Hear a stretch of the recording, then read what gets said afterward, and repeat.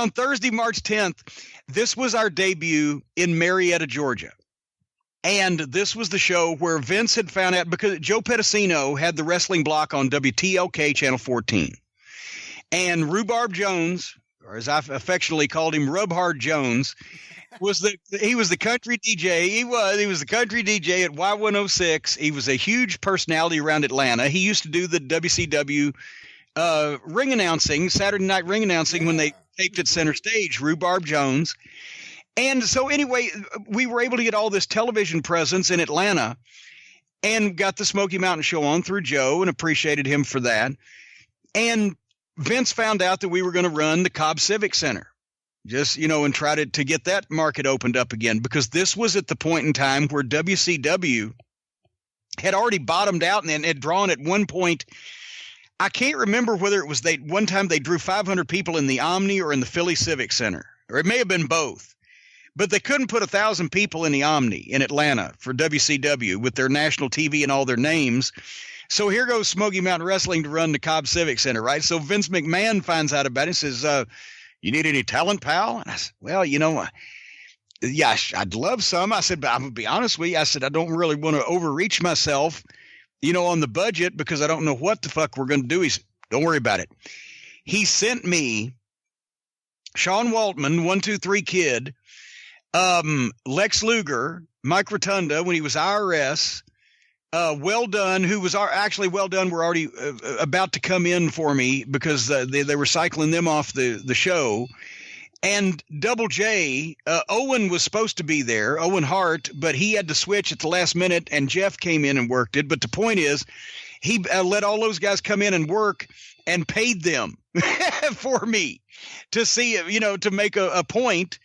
I said, well, we can do what WCW is doing in the Omni. We can do it in the Cobb Civic Center. And we did, just barely. We did 986 paid for $9,412 at the Cobb Civic Center. But this, they're promoting on TBS. They're at the Omni. They got all that history. We were promoting on the weak sister station, to be honest, on the wrestling block, but we hustled. We did a Golden Circle ticket for $14 where you got the babyface reception. We did, stuff on TLK as much as we could, had a Domino's party for the meet and greet people. But I made it the Armstrong family reunion because everybody knows that the Bob Armstrong and the Armstrong family was always introduced from Marietta, Georgia. So basically we did the Armstrong Family Rhythm and Blues musical review where all the boys would go out and sing, and we had a local band back them up. Bobby Blaze worked with Waltman. New Jack, that's where I met New Jack. It was Sammy Kent's fault because Sammy Kent sold us some sponsorships, so we actually took in a few $1,000s more than just the gate money. Because Sammy Kent had the North Georgia promotion down there, and he had regular sponsors. So I used his title match, which was New Jack against Festus the Hillbilly. Then we had Kevin Sullivan and Ronnie Garvin for the old NWA fans. Tracy Smothers and Chris Candido. Lex Luger against IRS. White Boy and White Girl against Brian Lee and Tammy. The Armstrong boys, Scott, Steve, and Brian against Well Done and Double J. So Brian and Jeff were on opposite teams. They already knew each other from Memphis at that point. The Rock and Roll and the Bodies for the Smoky Mountain Tag title, and then me and Bullet Bob inside a cage.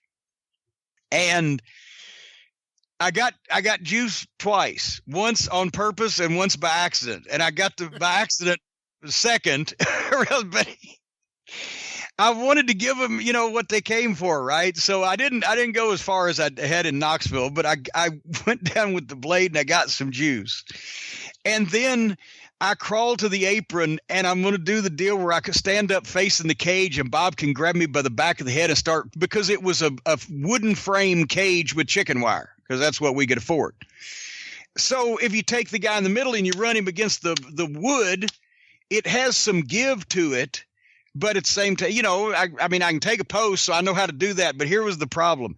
I stand up, and he's going to run me in, and I grab there was so much play in the cage because our ring guy had built it, that when he starts pushing me toward the thing, I've got a hold of the chicken wire and I subconsciously pull it toward me and went head first into that goddamn tube before and busted the other side of my head a little bit open. And I'm like, fuck, right? So anyway, so I've left Morristown. It's 4 hours to Marietta driving. I've done that show. Get out of there, 4 hours back to Morristown, and the next night on Golden Week is Friday, March 11th in Paintsville, Kentucky, which is 200 miles farther up from my home.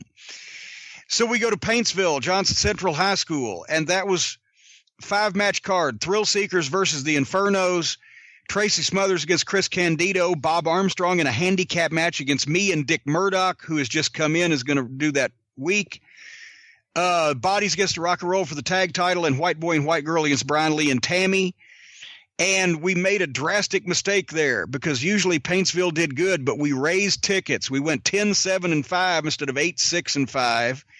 And for whatever reason, we only did 377 paid for $2,809, which was disappointing for Paintsville.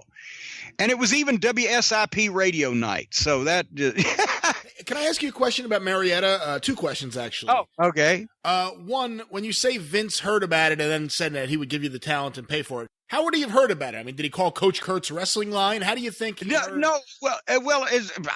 I can't remember whether I told him specifically, but I'm pretty sure I told Bruce. And that's just as good as telling Vince about anything. Yeah, I mean, because I was speaking to the office regularly, whether it be Bruce or when JJ was there or whatever, about talent and things. So I'm sure I initially brought it up and said, hey, yeah, we're going to run to Cobb, see, in their backyard. But I didn't know that he was going to, start sending me free talent. You should have started running in everyone's backyard. You would have had the greatest lineup in every town.